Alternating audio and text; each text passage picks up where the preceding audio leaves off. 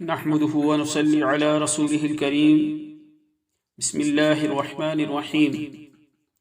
صرف 5 منٹ کا مدرسہ قرآن و حدیث کی روشنی میں 20 ذی القعدہ۔ نمبر 1 اسلامی تاریخ۔ فاتح سندھ محمد بن قاسم رحمۃ اللہ علیہ۔ فاتح سندھ محمد بن قاسم رحمۃ اللہ علیہ کی شخصیت تاریخ اسلام میں نمایاں مقام رکھتی ہے۔ انہوں نے ہی سندھ کو فتح کیا تھا۔ یہاں کے لوگ عرب تاجروں کو بہت نقصان پہنچاتے تھے، ان کے جہازوں پر قبضہ کر لیتے اور سامان لوٹ لیتے تھے۔ ایک مرتبہ ان لوگوں نے مسلمانوں کے جہازوں پر قبضہ کر لیا، مردوں، عورتوں اور بچوں کو قید کر لیا۔ جب سندھ کے حاکم راجہ داہر نے ان سب کو واپس کرنے کی درخواست کی گئی تو قید کردہ لوگ جیل خانے میں موجود ہونے کے باوجود اس نے یہ کہہ دیا کہ جہاز لوٹنے والوں پر ہمارا بس نہیں چلتا، تم خود آ کر اپنے قیدیوں کو چھڑا لو اور اپنا مال و اسباب حاصل کر لو۔ تب محمد بن قاسم سن 93 ہجری میں 6000 کا لشکر لے کر سندھ روانہ ہوئے اور اپنے اعلیٰ اخلاق و کردار سے سندھ اور ملتان وغیرہ کو فتح کر لیا اور پورے ملک میں امن و امان اور عدل و انصاف قائم کیا۔ سب کو مذہبی آزادی دے دی، کاشتکاروں اور کاریگروں کی مدد فرمائی اور ہر ایک کے ساتھ برابری، عدل و انصاف کا معاملہ کیا اور تمام لوگوں کو شہری بن کر امن و امان کے ساتھ آزادانہ زندگی گزارنے کا حق دیا۔ غرض محمد بن قاسم کے اعلیٰ کردار اور مسلمانوں کے اخلاق کو دیکھ کر عوام بہت متاثر ہوئی، لیکن بدقسمتی سے سن 96 ہجری میں محمد بن قاسم کو دارالخلافہ بلا کر ایک سازش کے تحت شہید کر دیا گیا۔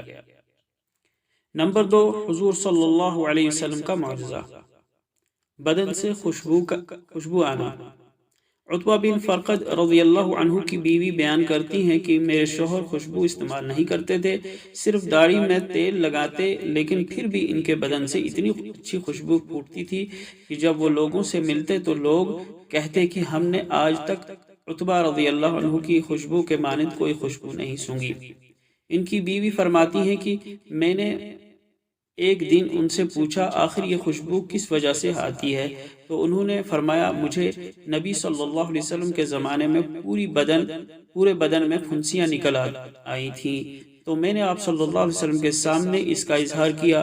آپ صلی اللہ علیہ وسلم نے مجھے اپنے سامنے بٹھا دیا اور فرمایا اپنا کرتا اتار لو۔ میں نے اتار لیا، پھر حضور صلی اللہ علیہ وسلم نے اپنے ہاتھ پر لعاب یعنی تھوک لے کر میرے پورے بدن پر پھیرا تو ساری پھنسیاں ختم ہو گئیں اور اس دن سے میرے بدن سے خوشبو آنے لگی۔ نمبر 3 ایک فرض کے بارے میں، سعی کی ابتدا صفا سے کرنا واجب ہے۔ حضرت جابر رضی اللہ عنہ سے مروی ہے کہ رسول اللہ صلی اللہ علیہ وسلم جب صفا سے قریب ہوئے تو یہ آیت تلاوت فرمائی، ان الصفا والمروۃ من شعائر اللہ۔ پھر فرمایا میں شروع کرتا ہوں اس چیز سے جس سے اللہ تعالیٰ نے شروع کیا ہے۔ پھر حضور صلی اللہ علیہ وسلم نے صفا سے سعی کرنا شروع کیا۔ نمبر 4 ایک سنت کے بارے میں، ظہر اور عصر میں مسنون قرات۔ رسول اللہ صلی اللہ علیہ وسلم ظہر اور عصر کی نماز میں والسماء والطارق اور والسماء ذات البروج اور اس جیسی صورتیں پڑھا کرتے تھے۔ نمبر 5 ایک اہم عمل کی فضیلت، اچھے اخلاق والے کا مرتبہ۔ رسول اللہ صلی اللہ علیہ وسلم نے فرمایا یقیناً مومن اپنے اچھے اخلاق کے ذریعے نفل نمازیں پڑھنے والے روزے دار شخص کے مرتبے کو حاصل کر لیتا ہے۔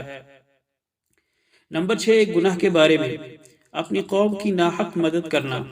حضرت عبداللہ بن مسعود رضی اللہ عنہ نے فرمایا جس شخص نے اپنی قوم کی ناحق مدد کی تو وہ اس اونٹ کی طرح ہے جو جہنم کے کنویں میں گر پڑا، اب وہ اپنی دم سے کھینچ کر نکالا جائے۔ نمبر 7 دنیا کے بارے میں، دنیا کی اچھی چیزیں۔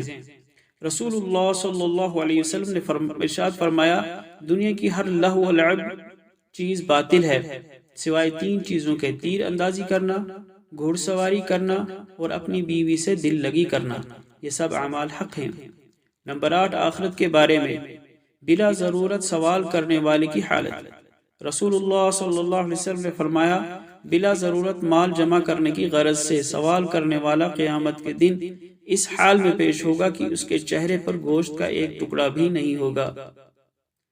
نمبر 9 طب نبوی سے علاج، اصل شفا دینے والا اللہ ہے۔ رسول اللہ صلی اللہ علیہ وسلم نے فرمایا اللہ تعالیٰ نے ہر بیماری کے لیے دوا اتاری ہے، جب بیماری کو صحیح دوا پہنچ جاتی ہے تو اللہ تعالیٰ کے حکم سے بیماری ٹھیک ہو جاتی ہے۔ نمبر 10، نبی صلی اللہ علیہ وسلم کی نصیحت، اللہ کی نافرمانی سے ہر حال میں بچو۔ رسول اللہ صلی اللہ علیہ وسلم نے فرمایا، اللہ تعالیٰ کی نافرمانی میں کسی کی اطاعت نہ کرو، اطاعت تو صرف نیکی کے کاموں میں ہے۔ اللہ تعالیٰ عمل کرنے کی توفیق عطا فرمائے۔ وآخر دعوانا الحمد للہ رب العالمین۔